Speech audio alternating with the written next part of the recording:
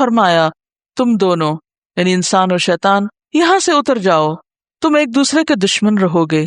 اب اگر میری طرف سے تمہیں کوئی ہدایت پہنچے تو جو کوئی میری اس ہدایت کی پیروی کرے گا وہ نہ بھٹکے گا نہ بدبختی میں مبتلا ہوگا، اور جو میرے ذکر سے منہ موڑے گا اس کے لیے دنیا میں تنگ زندگی ہوگی، اور قیامت کے روز ہم اسے اندھا اٹھائیں گے۔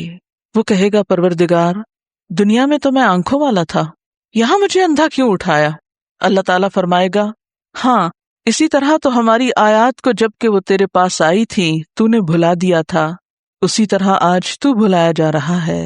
اس طرح ہم حد سے گزرنے والے اور اپنے رب کی آیات نہ ماننے والے کو دنیا میں بدلہ دیتے ہیں، اور آخرت کا عذاب زیادہ سخت اور زیادہ دیر پا ہے۔ قال اهبطا منها، اللہ تعالیٰ کو یاد کرنا خوبصورت ترین کاموں میں سے ایک کام ہے، بہترین عبادات میں سے ایک عبادت ہے۔ قرآن پاک میں اللہ تعالیٰ اس کے بارے میں فرماتے ہیں وَلَذِكْرُ اللَّهِ أَكْبَرُ، اور اللہ کا ذکر بہت بڑا کام ہے۔ قرآن پاک میں اہل ایمان کو ذکر کرنے کی تلقین کی گئی ہے۔ اللہ سبحانہ وتعالیٰ فرماتے ہیں فَاذْكُرُونِي أَذْكُرْكُمْ، تم مجھے یاد کرو، تم میرا ذکر کرو، میں تمہیں یاد کروں گا۔ ایک اور جگہ پر فرمایا وَاذْكُرْ رَبَّكَ فِي نَفْسِكَ تَضَرُّعًا وَخِيفَةً وَدُونَ الْجَهْرِ مِنَ الْقَوْلِ بِالْغُدُوِّ وَالْآصَالِ وَلَا تَكُن مِّنَ الْغَافِلِينَ، اور اپنے پروردگار کو دل ہی دل میں عاجزی اور خوف کے ساتھ اور آہستہ آواز سے صبح و شام یاد کرتے رہو، اور دیکھنا غافل نہ ہونا، یعنی رب کی یاد سے کبھی بھی غفلت اختیار نہ کرنا۔ ایک اور جگہ پر فرمایا وَاذْكُرُوا اللَّهَ كَثِيرًا لَعَلَّكُمْ تُفْلِحُونَ، اور اللہ کا ذکر کرو کثرت کے ساتھ، بہت زیادہ۔ کیوں؟ لَعَلَّكُمْ تُفْلِحُونَ، تاکہ تم فلاح پاؤ، کامیاب ہو جاؤ۔ اس سے پتہ چلتا ہے کہ اللہ تعالیٰ کو یاد کرنا کامیابی کی علامت ہے، اللہ کے ذکر میں کامیابی کی ضمانت ہے۔ مومن مردوں اور عورتوں کی صفت قرآن پاک میں یہی بیان کی گئی ہے کہ وہ بہت زیادہ اللہ کا ذکر کرنے والے ہوتے ہیں۔ سورۃ الاحزاب میں آتا ہے وَالذَّاکِرِینَ اللَّهَ كَثِيرًا وَالذَّاکِرَاتِ، اور اللہ کا ذکر کرنے والے مرد اور اللہ کا ذکر کرنے والی عورتیں جو کثرت سے اللہ کا ذکر کرتے ہیں۔ کثیرًا اعد اللہ لہم مغفرۃ واجرا عظیما، اللہ نے ان کے لیے بخشش اور بہت بڑے اجر کا وعدہ کر رکھا ہے۔ اور پھر یہ کہ ذکر کرنے کے لیے کوئی خاص وقت مقرر نہیں، انسان ہر حال میں ذکر کر سکتا ہے، ہر وقت میں ذکر کر سکتا ہے۔ نبی صلی اللہ علیہ وسلم کے بارے میں آتا ہے کان یذکر اللہ فی کل احیانہ، آپ ہر وقت میں یعنی ہر قسم کے وقت میں، یعنی دن میں یا رات میں، صبح میں یا شام میں اللہ کا ذکر کیا کرتے تھے۔ حدیث پاک میں آتا ہے، حضرت ابو موسیٰ اشعری سے روایت ہے، آپ صلی اللہ علیہ وسلم نے فرمایا اس شخص کی مثال جو اپنے رب کا ذکر کرتا ہے زندہ انسان کی طرح ہے، اور اس کی مثال جو اپنے رب کا ذکر نہیں کرتا مردہ شخص کی طرح ہے۔ گویا ذکر کرنے والا اور نہ کرنے والا، ان دونوں کے درمیان اتنا ہی فرق ہے جتنا ایک زندہ اور مردہ انسان میں فرق ہوتا ہے، اور یہ فرق کتنا بڑا ہے۔ ایک اور حدیث میں آتا ہے، نبی صلی اللہ علیہ وسلم نے فرمایا، اللہ تعالیٰ فرماتا ہے میں اپنے بندے کے خیال کے مطابق ہوتا ہوں یا خیال کے ساتھ ہوتا ہوں، جو خیال وہ میرے بارے میں رکھتا ہے میں اسی کے مطابق اس کے ساتھ معاملہ کرتا ہوں، اور میں اس کے ساتھ ہوتا ہوں جب وہ مجھے یاد کرتا ہے۔ گویا ذکر کرنے والے اللہ کی مدد کے مستحق ہوتے ہیں، یعنی اللہ ایسے بندوں کے ساتھ ہوتا ہے جو ذکر کرتے رہتے ہیں۔ اگر وہ مجھ کو اپنے دل میں یاد کرتا ہے تو میں بھی اس کو اپنے دل میں یاد کرتا ہوں، اور اگر وہ مجھے کسی جماعت میں بیٹھ کے یعنی کسی گروپ میں یعنی پبلک میں بیٹھ کے یاد کرتا ہے تو میں اس کو اس سے بہتر جماعت میں یاد کرتا ہوں، یعنی فرشتوں کی جماعت میں یاد کرتا ہوں۔ تو گویا فَاذْكُرُونِي أَذْكُرْكُمْ، تم مجھے یاد رکھو میں تمہیں یاد رکھوں گا۔ تو جو شخص بھی یہ چاہتا ہو کہ اللہ تعالیٰ اس کو یاد رکھے، اس کی مشکل میں اس کی مدد کرے، تو اس کے لیے کیا ضروری ہے کہ پھر وہ ذکر کرتا رہے۔ اور ذکر تمام عبادات کو خوبصورت بناتا ہے۔ مثلا روزہ رکھنا ایک عبادت ہے، لیکن جس روزے میں ذکر الہی ہو اس کا اجر و ثواب کئی گنا بڑھ جائے گا۔ حج ایک عبادت ہے بذات خود، حج کا سفر ایک عبادت ہے، لیکن اس سفر میں انسان اگر ذکر الہی کرتا رہے تو اسی حج کا ثواب کئی گنا بڑھ جائے گا۔ تو بندہ مومن کی زندگی کا کوئی مقام اور کوئی موقع ایسا نہیں جس کے بارے میں نبی صلی اللہ علیہ وسلم نے کوئی نہ کوئی خوبصورت انداز کا ذکر نہ سکھایا ہو. حتیٰ کہ انسان شام ہوتی ہے تو پھر صبح و شام کے اذکار ہیں، پھر اسی طرح ہر نماز کے بعد کے اذکار ہیں، تسبیحات ہیں، پھر بستر میں جاتے وقت کی دعا ہے، پھر اسی طرح اگر آپ کسی بیمار کی عیادت کرنے کے لیے گئے ہیں تو اس وقت کی دعا ہے، اگر کوئی بیمار ہو جاتا ہے تو اس کے اوپر پڑھی جانے والی دعائیں ہیں. یعنی کوئی بھی زندگی کا گوشہ ایسا نہیں جس میں ذکر الہی کی طرف ہمیں متوجہ نہ کیا گیا ہو. اور حقیقت یہ ہے کہ انسان جب دنیا سے رخصت ہوتا ہے اور اگر لا الہ الا اللہ پر اس کی موت آتی ہے تو انشاءاللہ اس کے لیے بشارت ہے جنت میں جانے کی. لیکن یہ اسی وقت ہو سکتا ہے جب ہم اپنے عام حالات میں ذکر کے عادی ہوں. یہ نہیں ہو سکتا کہ عام طور پر ہم غافل رہیں اور اچانک موت کے وقت ہمیں یاد آ جائے. اور بات یہ ہے کہ جس خیر پر انسان دنیا سے رخصت ہوتا ہے اسی پر پھر قیامت کے دن اٹھایا جائے گا. اس لیے ذکر کو اپنی عادت میں شامل کر لینا چاہیے. ذکر اور دعا میں کیا فرق ہے؟ کیا دعا بھی ذکر میں شامل ہے یا ذکر اور دعا دو مختلف چیزیں ہیں؟ ذکر اور دعا دونوں ایک ہی چیزیں ہیں. ذکر کا مطلب ہے اللہ کو یاد کرنا. بعض اوقات انسان صرف دل میں یاد کرتا ہے، زبان سے نہیں بھی دہراتا تو وہ بھی ذکر شمار ہوتا ہے. بعض اوقات انسان کو مسنون کلمات کہتا ہے، بعض اوقات اللہ تعالیٰ کی تعریف اپنی زبان میں بیان کرنا، یہ بھی ایک طرح سے ذکر کرنا ہوتا ہے. اور دعا میں خاص طور پر کسی چیز کا مطالبہ کیا جاتا ہے، یہ کچھ مانگا جاتا ہے اللہ تعالیٰ سے. یعنی ہر دعا ذکر ہے لیکن ہر ذکر دعا نہیں ہوتی. ذکر کی کئی قسمیں ہیں جن میں سے ایک دعا بھی ہے. کیا ذکر کے لیے ہر وقت باوضو رہنا ضروری ہے؟ ذکر کے لیے ہر وقت باوضو رہنے کی شرط نہیں ہے. قرآن پاک میں اللہ تعالیٰ فرماتے ہیں الذین یذکرون اللہ قیاما وقعودا وعلی جنوبہم ویتفکرون فی خلق السماوات والارض ربنا ما خلقت ھذا باطلا سبحانک فقنا عذاب النار. وہ لوگ جو اللہ کو یاد کرتے رہتے ہیں کھڑے ہو کر، بیٹھ کر، لیٹ کر، اپنے پہلوؤں پر، اور کائنات میں غور و فکر کرتے رہتے ہیں، کہتے ہیں کہ پاک ہے تو اے ہمارے رب، ہمیں آگ کے عذاب سے بچا. تو اس سے یہ پتہ چلتا ہے کہ انسان بیٹھ کر، چلتے پھرتے اور لیٹ کر بھی اللہ کو یاد کر سکتا ہے. اب لیٹنے کی حالت ایسی جس میں سونا بھی شامل ہے. وَمَنْ أَعْرَضَ عَنْ ذِكْرِي، جس کسی نے بھی اعراض برتا، غفلت برتی، بے پرواہی برتی، بے نیازی اختیار کی میرے ذکر سے، میری یاد سے، تو میں اس کی سزا اس کو دنیا میں ہی دوں گا. فَإِنَّ لَهُ مَعِيشَةً ضَنْكَ، دنیا کی زندگی اس کے لیے تنگ ہو جائے گی. سب کچھ ہوتے ہوئے بھی اس کا دل خوش نہیں ہوگا، اس کا دل گھٹن کا شکار ہوگا. اور پھر یہ معیشتاً ضنکا صرف دنیا میں نہیں قبر میں بھی ہوگی. قبر کے عذاب میں جو اہم ترین چیز ہے وہ کیا ہے؟ قبر کا تنگ ہونا، تنگی، بھچ جانا. تو ایک زندگی یہ دنیا کی زندگی ہے، دوسری زندگی وہ قبر کی زندگی، اور پھر اگلی زندگی حشر کی زندگی ہے. وَنَحْشُرُهُ يَوْمَ الْقِيَامَةِ أَعْمَى، قبر سے وہ پھر اندھا ہو کے اٹھے گا. اور اس وقت انسان کہے گا قال رب لما حشرتنی اعمی، کہے گا یا رب تو نے مجھے اندھا کیوں اٹھایا؟ وقد كنت بصیرا، میں تو دیکھنے والا تھا، میری آنکھیں تو ٹھیک کام کرتی تھی، یہ سب کیا ہوا؟ میں تو دیکھ سکتا تھا، دنیا میں تو میری بینائی نہیں گئی تھی، یہ آج میری بینائی کیوں چھن گئی؟ آج میری نظر کیوں چلی گئی؟ یہاں مجھے کیوں اندھا اٹھایا گیا؟ تو اس کو وجہ بتائی جائے گی. قال كذلك اتتك آیاتنا فنسیتها وكذلك اليوم تنسى، ہاں اسی طرح تو ہماری آیات کو جبکہ وہ تیرے پاس آئی تھیں تو نے بھلا دیا تھا. ہماری آیات کے بارے میں تم نے اپنی آنکھیں بند کر رکھی تھی، ہماری نشانیاں تجھے نظر نہ آتی تھیں، ہمارے کلام، ہماری یاد، ہماری بات کی طرف توجہ کرنے کا تمہارے پاس وقت ہی نہ تھا، وہ تو تمہاری ترجیحات میں سے ہی نہ تھا. وَكَذَلِكَ الْيَوْمَ تُنسَىٰ، آج تمہاری سزا یہ کہ تم بھی بھلائے جا رہے ہو، تمہارا بھی کوئی پرسان حال نہیں. خلاصہ کیا ہے؟ وَكَذَلِكَ نَجْزِي مَنْ أَسْرَفَ، وَكَذَلِكَ نَجْزِي مَنْ أَسْرَفَ، جو بھی حد سے بڑھتا ہے ہم اس کو ایسی ہی جزا دیتے ہیں. وَلَمْ يُؤْمِن بِآيَاتِ رَبِّهِ، اور اپنے رب کی آیات کو مانتا نہیں ہے. نہ ماننے سے کیا مراد ہے؟ قبول نہیں کرتا، عمل نہیں کرتا. وَلَعَذَابُ الْآخِرَةِ أَشَدُّ وَأَبْقَىٰ، اور البتہ آخرت کا عذاب زیادہ شدید ہے اور زیادہ باقی رہنے والا ہے. کس کے مقابلے میں؟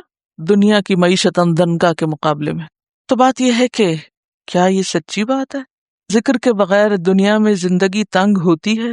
کیا واقعی آپ کو معلوم، اور صرف معلوم نہیں یقین بھی ہے کہ قیامت کے دن کچھ لوگ اندھے اٹھائے جائیں گے؟ کیا واقعی ایسا ہونے والا ہے؟ اور اگر یہ سچ ہے اور ایسا ہی ہونے والا ہے تو پھر ہمیں صرف اپنی ہی نہیں ان سارے لوگوں کی فکر کرنی ہے جو اللہ کے ذکر سے، اللہ کی طرف سے آئی ہوئی نصیحت سے بالکل اندھے بنے ہوئے ہیں اس زندگی میں، اس دنیا میں. یہ اگنور کیے جانے کے لائق بات نہیں، یہ بہت اہم بات ہے. تھوڑی دیر کے لیے آنکھیں بند کر کے تصور کریں اس زندگی کا جس میں انسان دیکھ نہیں سکتا، اور یہ تو پھر صرف دنیا ہے جس میں اگر کسی ایک انسان کی بینائی چلی بھی جائے تو بہت سے لوگ مدد کرنے کے لیے موجود ہوتے ہیں. اب تو ایسے ادارے بن چکے ہیں، ایسی فاؤنڈیشنز ہیں، ایسے انتظامات ہیں جن سے اس دنیا میں نابینا لوگوں کو بہت سی فیسلٹیز پرووائڈ کی گئی ہیں کہ وہ اپنی زندگی میں انڈیپینڈنٹلی کام کر سکیں، اپنا چلنا پھرنا، حتیٰ کہ پڑھنا لکھنا. لیکن قیامت کے دن کون کس کا مددگار ہوگا، کون کس کے کام آئے گا؟ اور کیا یہ سچ نہیں کہ من کان فی ہذہ اعمی فہو فی الآخرۃ اعمی واضل سبیلا؟ جو شخص اس دنیا میں اندھا بن کے رہا، اس نے آنکھیں نہ کھولی، اس نے اس ذکر کو نہیں پڑھا، اس نے اللہ کو یاد نہیں کیا، تو قیامت کے دن بھی وہ اندھا ہی اٹھایا جائے گا، اور بھی زیادہ راستے کے اعتبار سے بھٹکنے والا ہوگا، اس کو راستہ ہی نہیں ملے گا.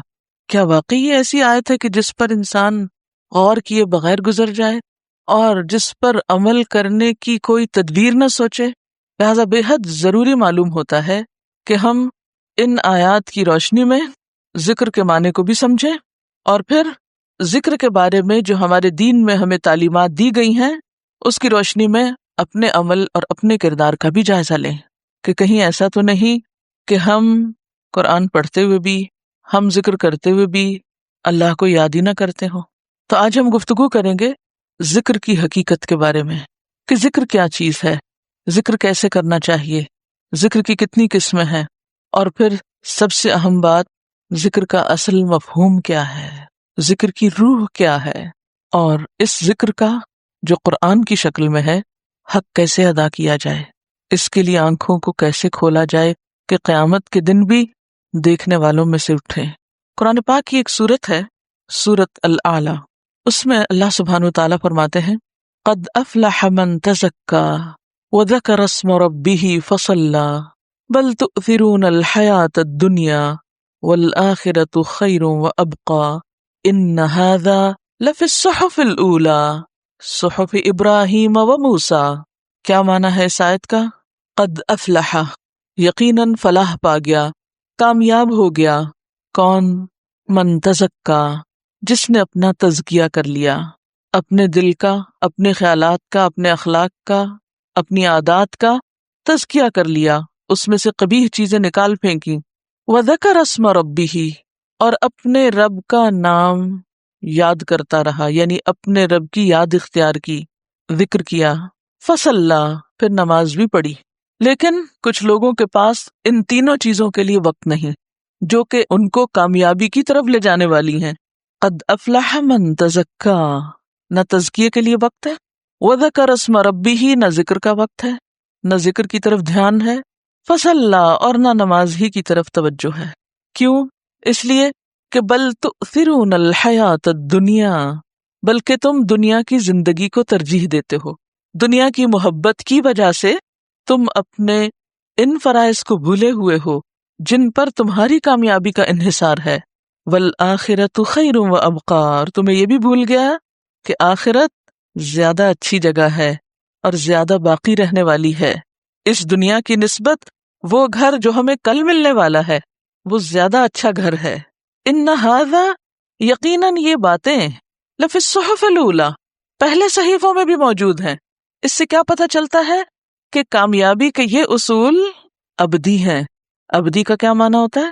ہمیشہ سے ہے، ان میں کوئی شک نہیں. ہر دور میں یہی باتیں پیغمبرانہ تعلیم کا حصہ رہی ہیں، اور خاص طور پر صحف ابراہیم و موسیٰ، ابراہیم اور موسیٰ علیہ السلام کی تعلیمات، ان کی کتابوں اور ان کے صحیفوں میں بھی یہی باتیں تھیں. یعنی ساری تعلیمات کا نچوڑ یہی ہے. تو گویا دین کی تعلیم یہی ہے. پہلی چیز کہ تزکیہ نفس ہو، تزکیہ قلب ہو، تزکیہ اخلاق ہو. کس لیے یہ ساری صفائی، یہ اہتمام؟ آپ گھروں کی صفائی کیوں کرتے ہیں؟ ڈیکوریشن کیوں کرتے ہیں؟ ہر چیز کو کیوں تیار کرتے ہیں؟ کسی خاص مہمان نے آنا ہوتا ہے. دلوں کا تزکیہ کس لیے؟ کہ یہ دل اللہ کے لیے بنے ہیں. اس میں ہمیں سب سے محبوب ترین چیز کو یہاں مقام دینا ہے. تو یہاں سب سے محبوب ترین ہستی اللہ رب العزت کی ذات، یہ دل تو اس کے لیے. اتنی قیمتی چیز، اتنی قیمتی جگہ، یہ دنیا کی ٹھیکریوں کے لیے تو نہیں ہے، دنیا کی حقیر چیزوں کے لیے تو نہیں ہے کہ ان کو یہاں بسا لیں. اس دل میں تو رب کی یاد ہونی چاہیے. جب تزکیہ ہوتا ہے اور رب دل میں آتا ہے تو پھر ہو نہیں سکتا کہ ہر دم رب کا نام اور رب کی یاد اور رب کا ذکر نہ ہو. کبھی ایک شکل میں، کبھی دوسری شکل میں، کبھی تیسری شکل میں. اس کی شکلیں اور صورتیں مختلف ہو سکتی ہیں. کہیں وہ ذکر نماز کی شکل میں ہوگا، کہیں وہ ذکر دل ہی دل میں ہوگا، کہیں وہ ذکر زبان پر ہوگا، کہیں وہ قرآن کی شکل میں ہوگا. لیکن یہ نہیں ہو سکتا کہ ایسے شخص کی زندگی پھر اپنے رب کی یاد سے خالی ہو جائے، یہ نہیں ہو سکتا. اور جب یہ خصوصیات انسان کے اندر حقیقی معنوں میں آتی ہیں تبھی اس کا دل اس دنیا کی بجائے آخرت کا چاہنے والا ہو جاتا ہے. جب بھی پھر اس کی نمازیں بنتی ہیں. فصلا، اور نماز ہے کیا؟ اقم الصلاۃ لذکری، نماز تو ہے ہی اللہ کی یاد کے لیے، اللہ کے ذکر کے لیے. ایسے لوگوں کو پھر خود بخود نماز میں لطف آنے لگتا ہے، وہ نماز کی طرف دوڑتے ہیں. فسعوا الی ذکر اللہ ففروا الی اللہ، پھر وہ سستی کے مارے تاخیر کر کے نماز نہیں پڑھتے جیسے منافقین پڑھتے ہیں. وَإِذَا قَامُوا إِلَى الصَّلَاةِ قَامُوا كُسَالَىٰ يُرَاءُونَ النَّاسَ وَلَا يَذْكُرُونَ اللَّهَ إِلَّا قَلِيلًا. پھر ان کی زندگیوں میں ایک واضح چینج نظر آتا ہے، واضح تبدیلی نظر آتی ہے کہ وہ ہر چیز سے بڑھ کر پھر نماز کی فکر کرنے والے بن جاتے ہیں، کیونکہ نماز ذکر کی اعلیٰ ترین شکل ہے. اقم الصلاۃ لذکری، نماز قائم کرنے کا تو مقصد ہی اللہ کو یاد کرنا ہے. آپ این دنیا کے کاموں میں ڈوبے ہوئے ہوں، سب چھوڑ کر اللہ کے دربار میں پہنچ جاتے ہیں. یہ کس بات کا اظہار ہے؟ اللہ سے محبت کا اظہار ہے. پھر کچھ یاد نہیں رہتا، پھر کوئی چیز اہم نہیں رہتی، غم ہو یا خوشی ہو، پھر ہر حال میں انسان اپنے رب ہی کی طرف دوڑتا ہے. فسعوا الی ذکر اللہ وذروا البیع، پھر دنیا کی تجارت اور خرید و فروخت چھوڑ دیتا ہے. تو بہرحال یہ وہ بنیادی تعلیمات ہیں جو تمام پیغمبرانہ صحیفوں میں ہیں، اور تمام انبیاء کا مقصد کیا تھا آنے کا کہ وہ انسانوں کو اللہ سے جوڑیں. کیونکہ ان آیات میں بھی کیا بتایا گیا؟ فَإِمَّا يَأْتِيَنَّكُم مِّنِّي هُدًى فَمَنِ اتَّبَعَ هُدَايَ. پہلے آپ دیکھیے جمع کا صیغہ استعمال کیا گیا کہ اگر تم سب کے پاس میری طرف سے ہدایت آئے، کیونکہ پیغمبر تو سب کے لیے ہوتے ہیں نا، اور خاص طور پر نبی صلی اللہ علیہ وسلم تو رحمت للعالمین ہے. یا ایھا الناس انی رسول اللہ الیکم جمیعا وما ارسلناک الا کافۃ للناس، سارے انسانوں کے لیے.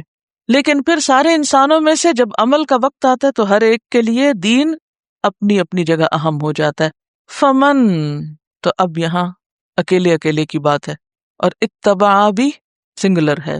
فمن اتبع، تو جس نے پیروی کی. یہ نہیں کہ میرا سارا خاندان پیروی کرتا رہے اور میں نہ کروں تو مجھے کوئی فائدہ نہیں. فمن اتبع، جس نے بھی پیروی کی، ہدایا، میری ہدایت کی، فلا یضل، تو وہ بھٹکے گا نہیں، گمراہ نہیں ہوگا، ولا یشقا، اور نہ مصیبت میں پڑے گا، نہ وہ بدبخت ہوگا. پھر بات آ جاتی انڈیویجولز پر، ایک ایک کو اپنا حساب دینا ہے، تنہا، اکیلے. اور پھر آگے بھی ومن اعرض عن ذکری، جس کسی نے بھی اعراض برتا، غفلت برتی، بے پرواہی برتی، بے نیازی اختیار کی میرے ذکر سے، میری یاد سے، تو میں اس کی سزا اس کو دنیا میں ہی دوں گا، اس کی سزا کا آغاز دنیا میں ہی کر دوں گا. کیا ہوگا؟ فإن له معیشۃ ضنکا، دنیا کی زندگی اس کے لیے تنگ ہو جائے گی، وہ گھٹن کا، ڈپریشن کا، پریشانیوں کا شکار ہو جائے گا. سب کچھ ہوتے ہوئے بھی اس کا دل خوش نہیں ہوگا، اس کا دل گھٹن کا شکار ہوگا. اور پھر یہ معیشت ضنکا صرف دنیا میں نہیں، قبر میں بھی ہوگی. قبر کے عذاب میں جو اہم ترین چیز ہے وہ کیا ہے؟ قبر کا تنگ ہونا، تنگی، بھچ جانا. نبی صلی اللہ علیہ وسلم جب عذاب قبر کے بارے میں سکھا اور سمجھا رہے تھے تو آپ نے اپنے دونوں ہاتھوں کو ایک دوسرے میں ڈال کے بتایا کہ قبر پھر اتنی تنگ ہوگی کہ ایک پسلی دوسرے میں یوں گھس جائے گی. تو ایک زندگی یہ دنیا کی زندگی ہے، دوسری زندگی وہ قبر کی زندگی ہے، اور پھر اگلی زندگی حشر کی زندگی ہے. وَنَحْشُرُهُ يَوْمَ الْقِيَامَةِ أَعْمَى، قبر سے وہ پھر اندھا ہو کے اٹھے گا۔ تو بات یہ ہے کہ اگر ذکر یا اللہ کی یاد ہماری کامیابی کے لیے ضروری ہے، دنیا کے سکون کے لیے بھی، کیونکہ الا بذکر اللہ تطمئن القلوب، سنو اللہ کے ذکر سے دل اطمینان پاتے ہیں۔ دلوں کے لیے ذکر کے علاوہ کسی اور چیز میں چین نہیں۔ مثلاً آپ اپنی زبان کے ذائقے کے لیے مزے مزے کے کھانے کھاتے ہیں، تب زبان کو مزہ آتا ہے۔ اگر آپ زبان پر اچھے کھانے کی بجائے سونے کی ڈلی رکھ دیں، ہیرے کا ٹکڑا رکھ دیں، کیا ہوگا؟ زبان کو مزہ نہیں آئے گا۔ ناک کا لطف کس میں ہے؟ ہماری قوت شامہ کا لطف کس میں ہے؟ اچھی خوشبو کے سونگنے میں۔ اگر آپ اس کے سامنے سونے چاندی کا ڈھیر رکھ دیں اور کہیں سونگو اس کو، تو اس کو تو کوئی مزہ نہیں آئے گا اس میں۔ اسی طرح اگر ہم اپنے دل میں اللہ کی یاد کی بجائے، اللہ کی محبت کی بجائے، اللہ کے ذکر کی بجائے سونے چاندی کی محبت ڈال لیں تو دل چین نہیں پائے گا۔ یہ دل کچھ اور مانگتا ہے اور ہم اس کو سونے چاندی اور دنیا کی دولت میں خوش کرنے کی کوشش کرتے ہیں۔ تو دل کا لطف، دل کا سکون اور دل کا چین اللہ کے ذکر میں ہے۔ الا بذکر اللہ تطمئن القلوب۔ اسی لیے ہم دیکھتے ہیں کہ تمام انبیاء نے اپنے اپنے لوگوں کو ذکر کی طرف متوجہ کیا، اور آج بھی دعوت دین دینے والوں کی، تعلیم دین کا کام کرنے والوں کی یہ بنیادی ذمہ داری ہے کہ لوگوں کو اس کی طرف متوجہ کریں۔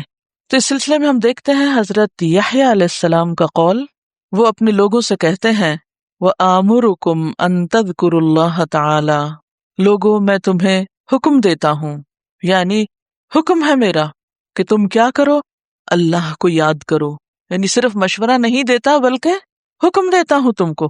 اور ذکر کرنے والا دراصل دنیا کے فتنوں، دنیا کے غموں، دنیا کی پریشانیوں سے ایک محفوظ پناہ گاہ میں آ جاتا ہے، ہر طرح کے خطرات سے محفوظ ہو جاتا ہے، اندرونی بھی اور بیرونی بھی، کیونکہ جب تک بندہ اپنے رب کو یاد کرتا ہے، اللہ اپنے اس بندے کی مدد فرماتا ہے۔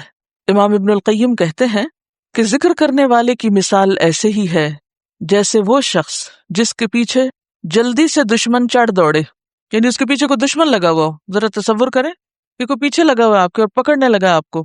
کون ہے دشمن؟ کھلا دشمن، سب جانتے ہیں۔ کیا وہ کبھی کبھی پیچھے لگتا ہے؟ ہر وقت لگا ہوا ہے اور ہمیں پتہ ہی نہیں، اور ہم اس کا نشانہ بنے ہوئے ہیں، لٹ رہے ہیں اس کے ہاتھوں۔ تو فرمایا کہ وہ شخص جس کے پیچھے دشمن چڑھ دوڑے اور وہ بھاگتے بھاگتے بھاگتے جلدی سے کسی مضبوط قلعے میں داخل ہو کے اپنے آپ کو بچا لے، یعنی جیسے کوئی دشمن پیچھے آتا ہے تو انسان کیا کرتا ہے؟ جلدی سے کسی قلعے میں، کسی عمارت میں بند ہوتا ہے۔ تو عموماً آپ ذرا سوچیں، خدا نخواستہ کوئی گھر میں چور آ جائے تو آپ کیا کرنے کا سوچتے ہیں؟ کبھی کبھی آپ سوچتے ہیں نا، اگر خدا نخواستہ یا چور آ گئے تو میں کیا کروں گی؟ تو آپ کا کیا جواب ہوتا ہے؟ میں جلدی سے غسل خانے میں گھس جاؤں گی اور میں کنڈی لگا لوں گی، یا کمرہ دروازہ بند کر لوں گی، میں اندر نہیں آنے دوں گی۔ ایسے بیٹھے بیٹھے سوچتے ہیں نا اپنے بچاؤ کے طریقے۔ تو بالکل اسی طرح ذکر کرنے والا ایسا ہے کہ جو اپنے دشمن سے بچاؤ کے لیے قلعے میں چلا جائے اور اس کا دروازہ بند کر دے اور دشمن باہر ہی ناکام و نامراد لوٹ جائے۔ یعنی ذکر اس طرح انسان کو شیطان کے شر اور شیطان کی دشمنی اور اس کے وسوسوں سے محفوظ کرتا ہے۔ اور ذکر ہی ایسی چیز ہے کہ جو دشمن سے بچاؤ کے لیے ایک ہتھیار ہو سکتا ہے، یہی ایک ذریعہ ہے، یہی ایک قلعہ ہے، لہذا کبھی بھی انسان اس سے غافل نہ ہونے پائے۔ ابن عباس کہتے ہیں شیطان ابن آدم کے دل پر چھاتی تان کے بیٹھا رہتا ہے، بالکل الرٹ۔ چھاتی تان کے بیٹھنے کا مطلب کیا ہے؟ بالکل الرٹ۔ امیجن کریں کہ آپ کا دشمن آپ کے دل پر کیسے بیٹھا ہے؟ جیسے کوئی حاضر باش فوجی ہو۔ پس جب وہ بھول یا غفلت کا شکار ہوتا ہے، یعنی دل، تو فوراً حملہ آور ہوتا ہے، وسوسے ڈالتا ہے، اور پھر انسان جب ذکر کرنے لگتا ہے تو وسوسے رخصت ہونے لگتے ہیں۔ رسول اللہ صلی اللہ علیہ وسلم نے فرمایا، ذکر الہی سے زیادہ انسان کے لیے کوئی چیز عذاب الہی سے نجات دینے والی نہیں۔ اب یہاں میں ذکر عام معنوں میں لے رہی ہوں، جس میں سب طرح کے ذکر شامل ہو جاتے ہیں، ٹھیک ہے؟ یہ ذہن میں رہے، یہاں ذکر کی کوئی ایک خاص مخصوص شکل نہیں مراد، بلکہ اس سے مراد کیا ہے؟ اللہ کی یاد۔ کیونکہ آخر میں بتاؤں گی آپ کو کہ اللہ کی یاد کا مطلب کیا ہے۔ اللہ کے عذاب سے بچانے کے لیے سب سے مؤثر نسخہ کیا ہے؟ اللہ کا ذکر، اللہ کی یاد۔ رسول اللہ صلی اللہ علیہ وسلم نے فرمایا، میں تمہیں تمام اعمال سے بہتر، خدا کے نزدیک زیادہ پسندیدہ، تمہارے درجوں کی بلندی کا ذریعہ، سونا چاندی خرچ کرنے سے بہتر اور دشمنوں سے لڑ کر مرنے اور مارنے سے بھی بہتر چیز نہ بتاؤں؟ صحابہ نے کہا جی ہاں اے اللہ کے رسول صلی اللہ علیہ وسلم، آپ ضرور بتائیے۔ آپ نے فرمایا اللہ کا ذکر کرنا۔ گویا ذکر تمام عبادات میں افضل ترین عبادت ہے۔ رسول اللہ صلی اللہ علیہ وسلم نے حضرت معاذ بن جبل سے فرمایا کیا میں تم کو بتاؤں کہ تمہارے اعمال میں سب سے زیادہ اچھا عمل کیا ہے، اور تمہارے مالک کے یہاں سب سے زیادہ پاکیزہ کیا چیز ہے، اور تمہارے رتبے کو سب سے زیادہ بڑھانے والا کیا عمل ہے؟ تمہارے لیے سونا چاندی دینے سے بھی زیادہ بہتر چیز کیا ہے، اور اس سے بھی بہتر کہ تم کل اپنے دشمن سے ملو، تم ان کی گردنیں مارو وہ تمہاری ماریں؟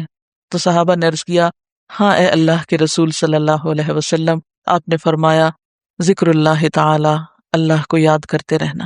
اسی طرح ایک اور روایت میں آتا ہے کہ ایک آدمی نے رسول اللہ صلی اللہ علیہ وسلم سے پوچھا کیا اللہ کے رسول صلی اللہ علیہ وسلم مجاہدوں میں سب سے زیادہ اجر کس مجاہد کا ہے؟